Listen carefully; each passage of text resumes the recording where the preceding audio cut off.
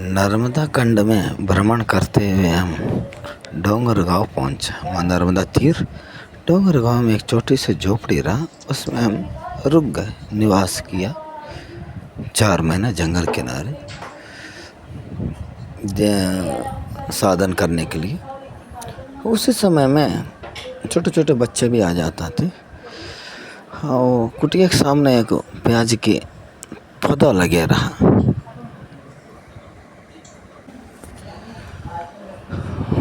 देखा प्याज की पौधा थी, छोटी सी पौधा थी।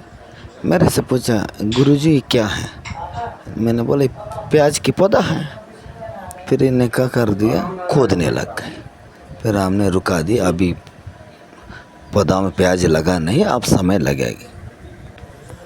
फिर इन्हें उस दिन कुछ नहीं किया। दूसरे दिन सुबह फिर आए, फिर खोदने लगा। मैंने बोला क्यों क्यों खोद रहा है? गुरुजी आप पर गए होगी इसलिए मैं खोद रहा हूँ। अभी नहीं पड़ा, कुछ समय हो जाने दो, कुछ दिन के बाद पड़ेगी। अभी प्याज इसमें लगा नहीं है, कंद अभी लगा नहीं। ठीक है। फिर दूसरा तीसरा दिन आए, फिर मैं ऑब्जर्व करते रहा, देखते रहा। फिर पूरा खोदना शुरू कर दिया। शुरू करने के बाद में एकदम उधर गए। जाने के बाद सोचा क्या कर रहे तुम? गुरुजी आपने तो बताया था ना, अब मुझ के दिन हो गए, 3 दिन उसमें लगे रहने चाहिए। वो ने सीधा उसकी पौधा ही उखाड़ दी। उखाड़ने के बाद देखा गुरुजी अभी तक पौधा लगा ही नहीं, माने प्याज लगा ही नहीं। अभी इसको समय चाहिए था, तुम बहुत जल्दी निकाल दिया।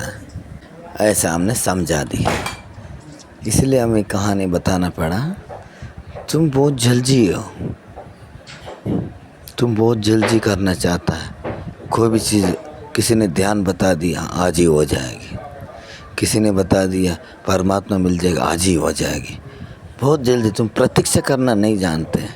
हाँ, इसीलिए प्रतीक्षा करो, बचपना मत करो, प्रतीक्षा करो।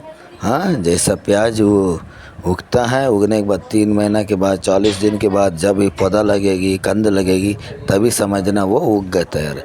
इतने जल्दी तुमने जैसे पौधा डाला, घड़ी घड़ी खोदते देखते रहे, प्याज भी नहीं मिलेगी, वो पेड़ नष्ट ही हो जाएगी।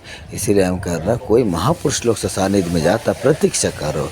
कोई भी कुछ कहता है महात्मा लोग, उन्हें केवल श्रवण करो, जल्दीबाजी मत करो। श्रवण करते करते करते तुम एक न एक दिन बोध प्राप्ति हो जाएगी। एक न एक दिन तुम बोध की प्राप्ति होगी। बोध प्राप्ति होते तुम स्वयं ही आपकी ध्यान लगने लग जाएगी।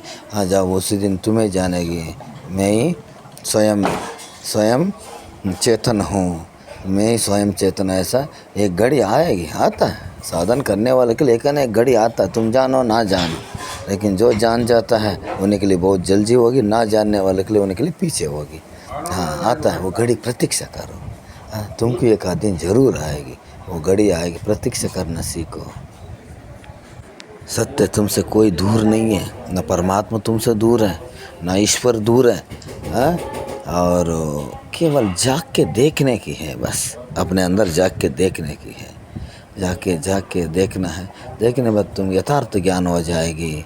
यथार्थ ज्ञान के बाद तुम्हारे अंदर से जन्मों से भरा हुआ और ग्रंथियाँ नष्ट हो जाएगी।